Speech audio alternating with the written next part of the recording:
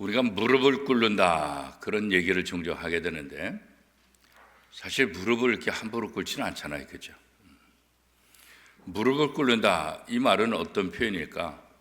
그것은 내가 정말 존경하고 내가 정말 경외하는 그런 것을 표현할 때 무릎을 꿇는다 이렇게 이제 이야기를 하고 있습니다.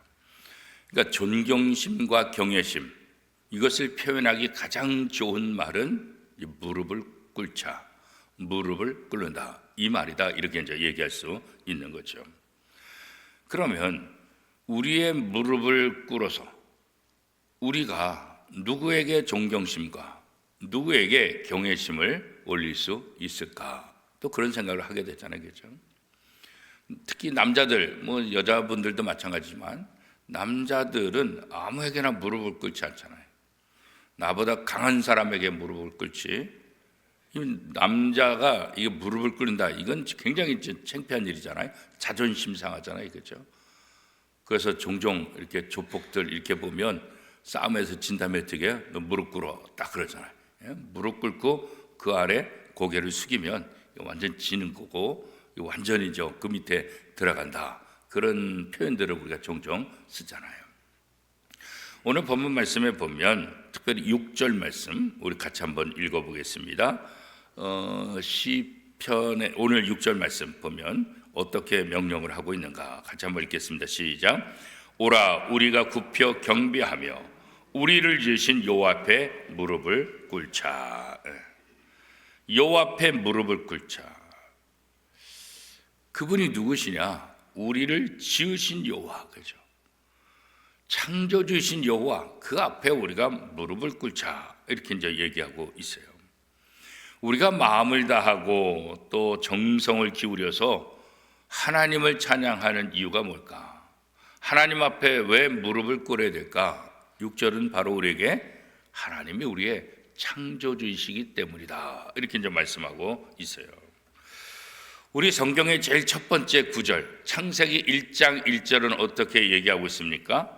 태초에 하나님이 천지를 창조하시니라. 창세기의 첫 번째 말씀은 다른 것 없어요. 하나님이 천지를 창조했다. 하나님이 창조주다. 이것을 선포하고 있어요. 이 창세기 1장 1절 말씀은 성경 전체의 시작이에요. 그죠? 창세기의 시작이 아니라 성경 전체 시작이에요. 왜 하필이 여러 가지 얘기를 할 수 있는데 성경 첫 번째 시작을 태초에 하나님이 천지를 창조하셨다. 이것으로 시작했을까? 우리가 믿는 하나님, 이 성경은 결국은 하나님이 누군지를 설명하잖아요. 그죠? 그런데 첫 번째 문장이 태초에 하나님이 천지를 창조하셨다. 그러니까 이게 제일 중요한 거예요. 그죠? 우리가 글을 쓸 때도 마찬가지지만 이 첫 번째 단어를 어떻게 쓰냐, 첫 번째 문장을 어떻게 시작하느냐, 사실은 이게 굉장히 고민이 돼요. 저도 설교할 때 첫 번째 문장을 어떻게 쓸까, 그렇죠? 이 사실은 아무것도 아니지만 고민을 굉장히 많이 해요. 성도들한테 설교할 때 첫 번째 질문, 첫 번째 단어, 첫 번째 문장을 어떻게 시작할까, 그렇죠? 그러면 첫 번째 단어, 첫 번째 문장에 따라서 오늘 설교를 좀 더 관심 있게 들어야 되겠구나 이런 생각할 수도 있고, 오늘 설교 또 뻔하구나 이런 생각할 수도 있고. 그래서 저의 입장에서는 제목 잡는 것과 이 첫 번째 문장, 마지막 결론도 중요하지만 첫 번째로 어떻게 시작하냐, 사실은 굉장히 고민이 돼요. 그리고 신경을 많이 쓸 수밖에 없는 거죠. 그런데 성경의 첫 번째 문장이 태초에 하나님을 천지를 창조하셨다. 그죠? 그러니까 하나님이 창조주라는 것, 이것보다 더 중요한 것 없다는, 이것보다. 창조주이기 때문에 모든 것이 가능하고 창조주이기 때문에 우리가 하나님 앞에 나와 무릎을 꿇을 수 있다. 이것을 설명하고 있는 거잖아요. 그렇죠? 하나님이 이 세상의 만물과 모든 육체를 창조하신 창조주시다. 이것을 보면 하나님의 능력이 나오죠. 하나님의 신성, 하나님이 누구인지, 하나님이 참신이라는 것, 이것도 우리가 고백할 수 있지요. 그죠? 우리도 이 땅에 살면서 누구를 가장 존경합니까? 부모님이죠, 부모님이. 부모님을 가장 존경하고 부모님을 가장 좋아하고 부모님에 대해서 가장 감사하죠. 왜 그러겠어요? 우리를 낳아주셨기 때문에 그렇죠. 우리를 낳아주셨기 때문에. 하나님이 창조주라는 것, 이 단어 하나만 보더라도 이 하나님의 지혜와 하나님의 능력이 얼마나 대단한지를 우리가 이제 경험할 수 있는 거예요. 우리가 이 세상에서 많은 사람과 좋은 관계를 맺고 살아야 되지만 누구보다도 좋은 관계를 맺을 분은 누구예요? 부모님이지, 부모님. 나를 이 땅에 태어나게 하신 거죠. 그 부모님과 가장 좋은 관계를 맺어야 되는 거잖아요, 그죠? 근데 이게 너무나 뒤늦게 이제 깨달으니까 이게 문제가 되잖아요, 그죠? 한시라도 부모에 대한 감사한 마음을 잊는다고 한다면 이건 자식이 아니죠. 자식된 도리는 언제나 나를 낳아주시고 나를 길러주신 그 부모를 기억하고 그 부모님께 언제나 감사한 마음을 갖는 것, 이것이 가장 기본이고 이것이 가장 중요하잖아요, 그렇죠?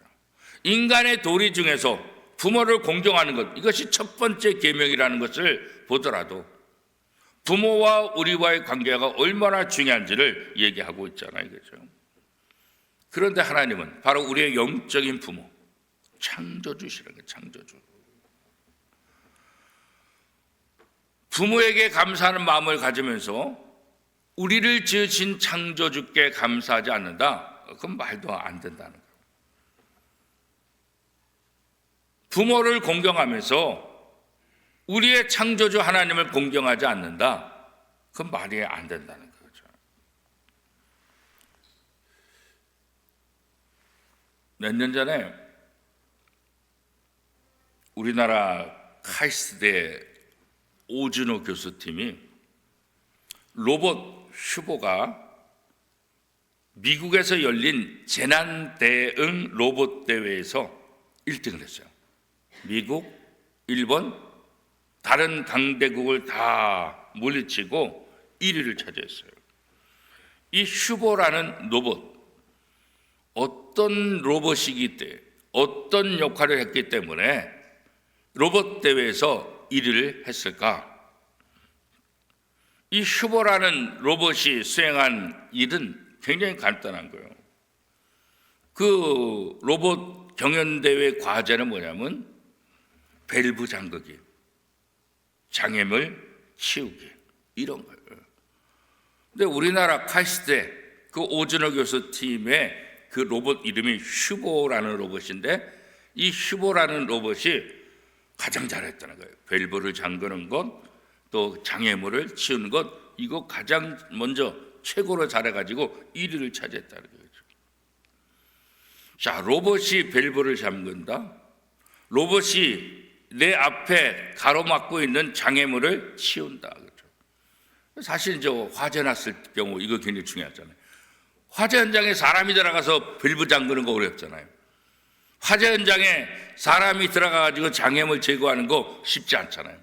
초기에는 괜찮지만 이 화염이 쌓이게 되면 잘 못하잖아요. 그러니까 그런 재난 상태에 있을 때 재난 대응에 있어서 로봇이 어떤 역할을 할 수 있을까? 밸브 잠그는 거, 장애물 치우는 거. 그런데 우리나라 팀이 1위를 했다, 1위를. 자, 밸브 잠그고 장애물 치는 것, 이게 어려워요, 쉬워요? 사실 굉장히 쉬운 거잖아요, 그죠? 그런데 로봇이 그것을 했다. 사람들이 밸브를 잠그는 것, 사람들이 장애물을 치우는 것, 이거야 간단하죠, 그죠? 그런데 로봇이 그것을 했다는 거예요. 그래서 우리나라 팀이 1등을 한 거예요. 자, 그러면 우리의 몸은 어떨까요? 재난 대응에서 밸브 잠궜다고, 장애물 치웠다고 1등을 했다고 그러는데 우리의 온몸을 살펴보면 기가 막히지 않겠어요, 그죠? 우리의 이 손가락, 이거 갖고 얼마나 다양한 것을 말이겠죠. 우리의 지체들 하나하나 보면 정말 옛날 성경 버전에 의하면 신묘막측, 정말 신기하고 묘하고 우리가 상상할 수 없는 우리의 지체, 우리의 몸을 가지고 얼마나 다양한 것들을 우리가 할 수 있는지, 그렇죠? 우리의 신체가 얼마나 정결한지, 그죠? 그래서 시편 139편 13절 14절에 보면 이렇게 말씀하고 있어요. 주께서 내 내장을 지으시며 나의 모태에서 나를 만드셨나이다. 내가 주께 감사함은 나를 지으심이 심히 기묘하심이라. 주께서 하시는 일이 기함을 내 영혼이 잘 아나이다. 그죠? 우리의 몸, 우리의 장부들, 그죠? 우리의 장기들, 이게 정말 기가 막힌 기가 막혀. 하나님께서 정말 기가 막히게 우리의 모든 신체들을 만들어 주셨다는 거예요. 그죠?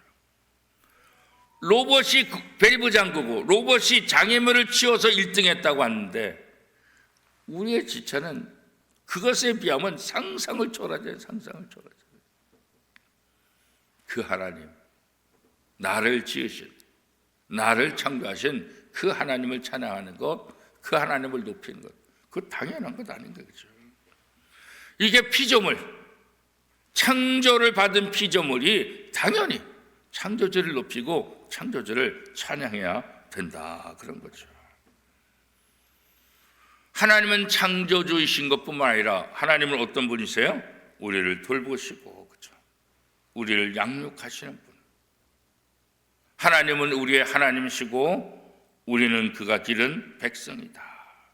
자, 오늘 7절 말씀, 시편 95편 7절 말씀 우리 같이 한번 읽어보겠습니다.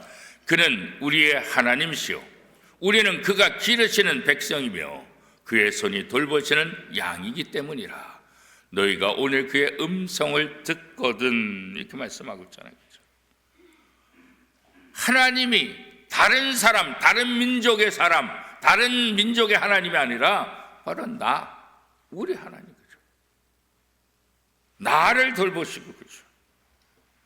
나는 그의 백성, 그의 손이 돌보는 양이다, 그죠? 부모가 자녀를 돌보고 부모가 자녀들의 필요한 것들을 채워주시면서 바로 하나님도 우리에게 필요한 모든 것들을 채워주시는 분이시다.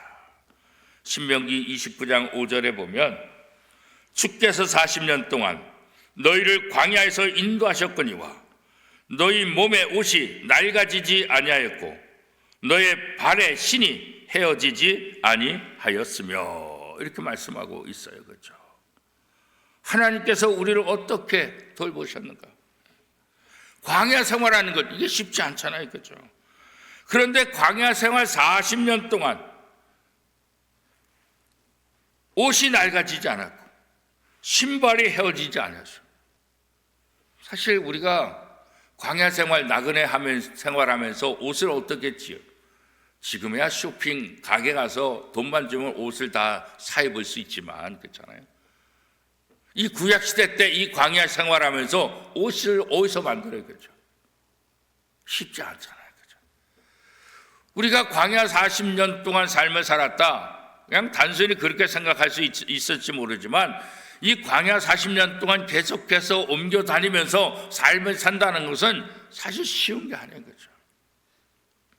하나님께서 이 이스라엘 백성들을 40년 동안 어떻게 돌보셨는가?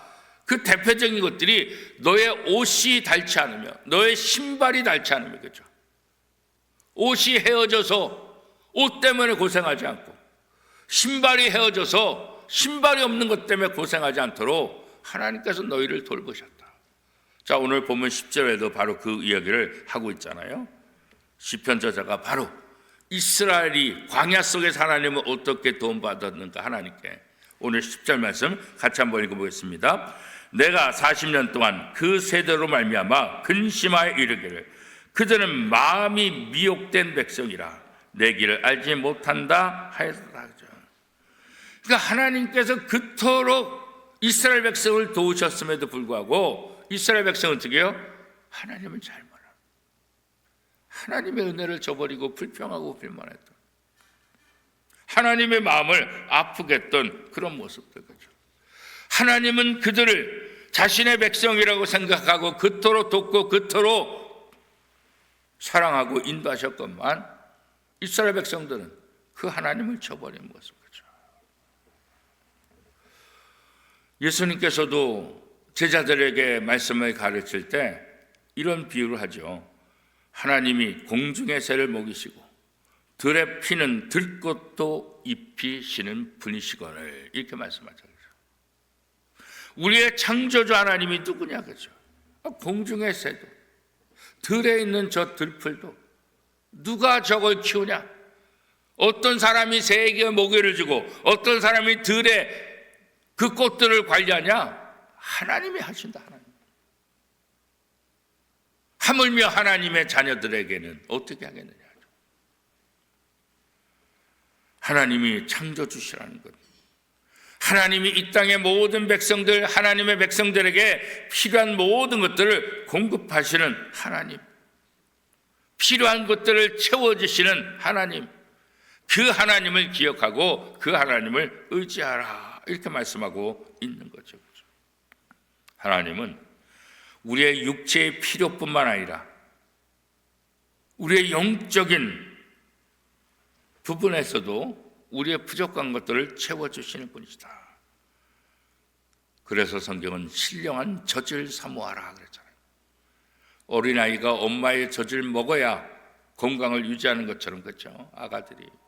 오늘 우리에게도 신령한 젖이 필요한데 그것은 뭐냐? 하나님의 말씀이다, 그렇죠?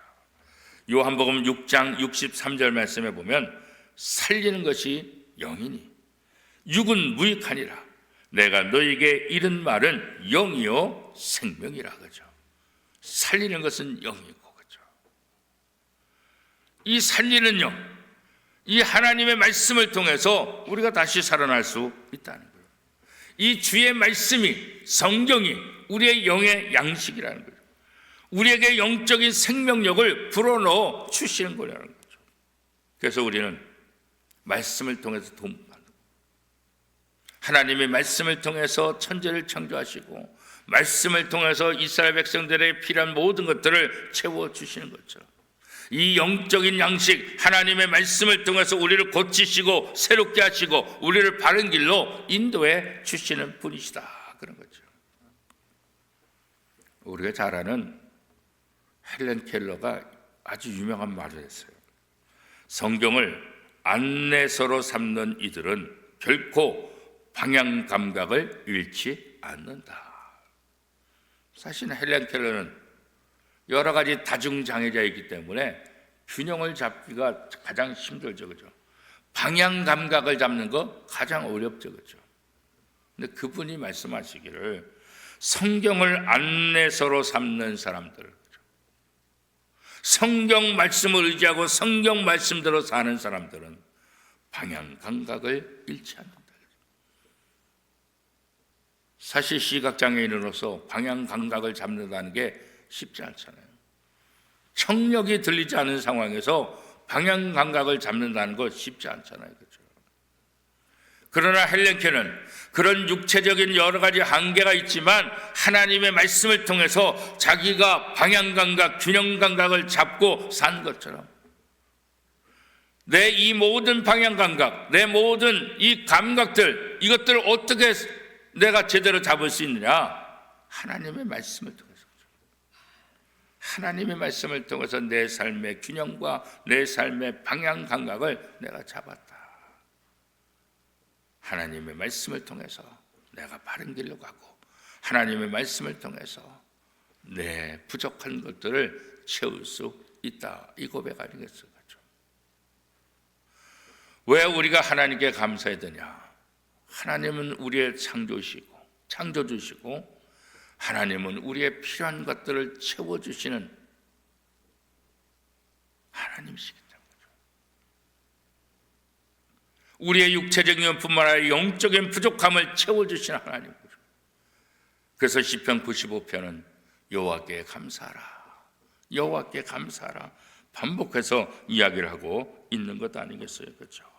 자, 우리 1절, 2절, 3절 말씀 같이 한번 읽어볼까요? 95편 1절, 2절, 3절 시작.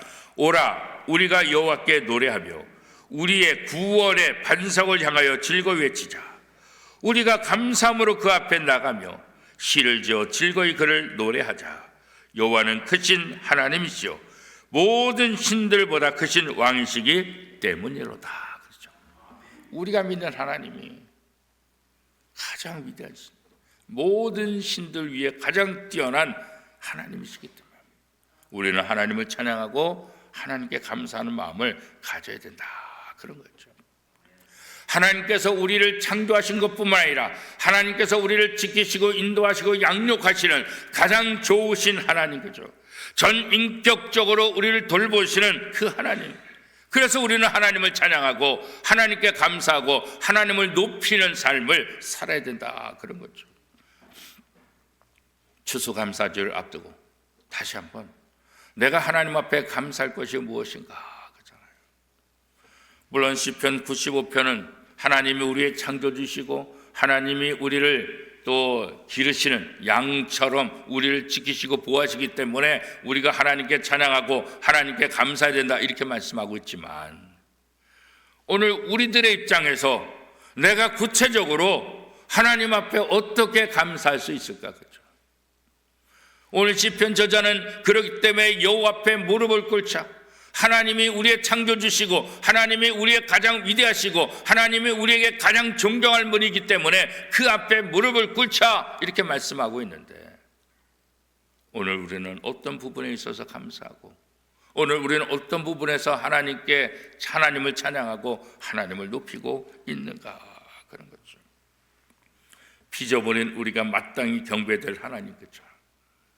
이번 추수감사절을 통해서 다시 한번 하나님의 은혜에 더 깊이 감사하는, 오늘부터 시작되는 지난주에 나눠드린 감사 챌린지, 그렇잖아요.